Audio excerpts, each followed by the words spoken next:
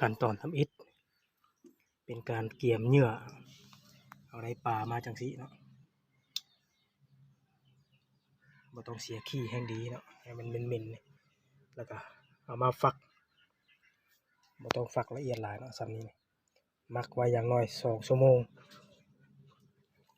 หรือว่าถ้าปลาเน่าแล้วบ่ต้องมักก็ได้เนาะฝักแล้วไปใส่เลยกรณีปลาเฮายังบ่ทันเน่านะครับสิมักไว้ประมาณ4 ชั่วโมงมาฝักอันนี้เป็นการเกี่ยมเหยื่อใส่กบเนาะนี่เหยื่อเกือบโลนึงเนาะอ่านว่าใส่ได้ประมาณ20ด่างพุ่นแหละแต่ใส่เฮาบ่ฮอดดอกแต่เฮาสิแบ่งเป็น2 แพ็คเนาะเฮ็ดเป็น2พูดเพราะว่า2 คนใส่เวลาไปใส่เนาะใส่ตุ่มกบเฮานี่แค่นตีนผาเนาะอันนี้แค่นตีนผาเลยเฮามีหมายเด็ดๆเนาะเฮาคิดว่าบริเวณนี้น่าจะมีมันยังบ่อน้ำน้อยนึงเนาะเดี๋ยวเฮาสิใส่บ่อนี้จุดนี้ลองเบิ่ง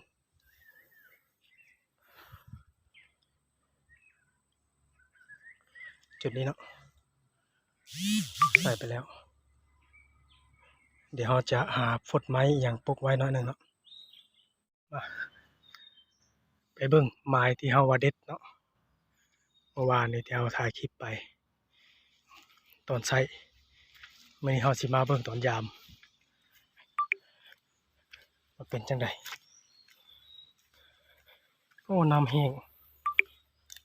ปะแล้วบ่ส่งแน่ดูตัวหนึ่งก็บ่มีตัวหนึ่งก็ยังบ่เข้า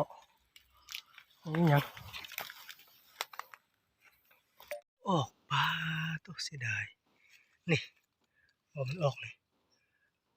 ปลากระป๋องอยู่ไปใส่มันสิบ่ออกแนวนี้